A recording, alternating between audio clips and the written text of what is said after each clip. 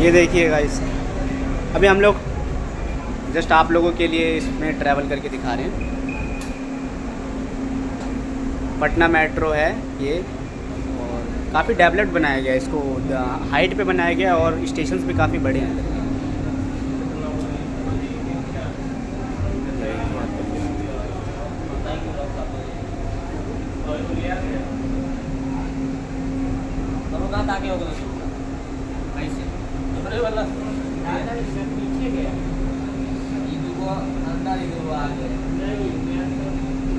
Madhubani painting है इधर, ये देख सकते हो। ठीक है, और क्लीननेस भी बहुत अच्छा है यहाँ पे, साफ़ सफाई का बहुत बढ़िया ध्यान रखा गया है। एंड यहाँ पे आप देखोगे, यहाँ पे डिस्प्ले है, वो आपको शो करता है।